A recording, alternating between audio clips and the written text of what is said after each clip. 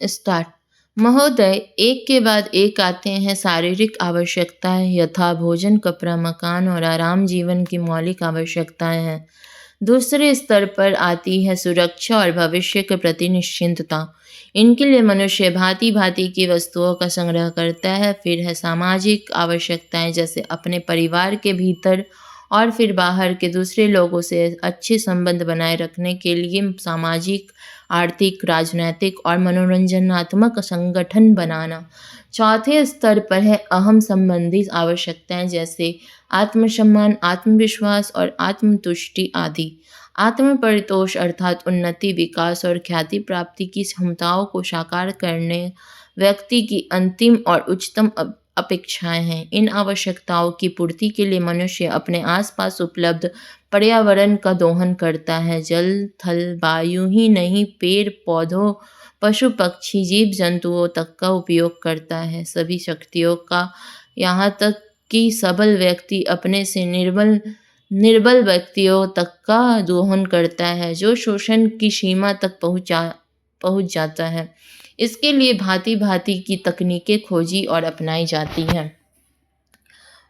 प्रौद्योगिकी ने मनुष्य को भांति भांति की आवश्यकताओं का वस्तुएं अभूतपूर्व प्रचुरता से देकर संतुष्ट किया है और आवश्यकता की सीमा रेखा भी खिंचवाई है। विलासिता और सजावट की ऐसी सामग्री भी दी है जो अब बहुत कुछ आवश्यकताओं में गिनी जाने लगी है। स्वचल वाहन, दूरदर्शन, धुलाई मशीन, सफाई मशीन, सिलाई मशीन, स्टोव, चूल्हे, मिक्सी, फ्रीज आदि आदि अब बहुत से लोगों के लिए अनिवार्य आवश्यकता की कोटि में आ गई है।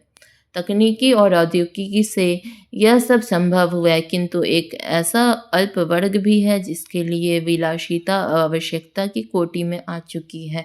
विज्ञान की जन समुदाय के लिए तो मौलिक न्यूनतम आवश्यकताएं भी विलासिता ही बनी हुई है। औद्योगिकीकरण के सहारे मनुष्य ने जितना भी विकास किया उसे वह उन्नति कहकर संतोष करने लगा है और अपनी द्वैध प्रकृति के कारण यह ध्यान नहीं देता है कि इस विकास से वर्ग भेद पनपा है। अमीरी गरीबी के बीच की खाई चौड़ी हुई है। जो व्यक्ति मानव की समानता, समाजवाद या साम्यवाद के गीत गाता है, वही अपनी द्वैध प्रकृति के कारण अपने पर्यावरण, यहाँ तक कि मानव के भी शोषण के नए नए तरीके खोजता है। यह शोषण बलात्कार की सीमा तक पहुंच गया है। मनुष्य ने अपनी बुद्धि का प्रयोग किया, फलस्वरूप भांति भांति का औद्योगिकीकरण हुआ और जल, थल, वायु सब प्रदूषण के शिकार हो गए।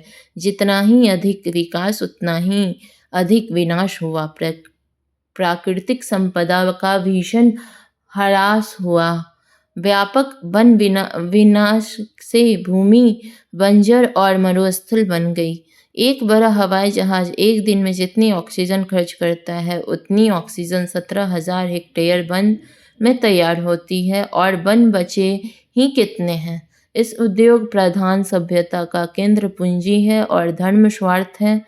मनुष्य का शोषण कर रहा है, देश का। स्टॉप।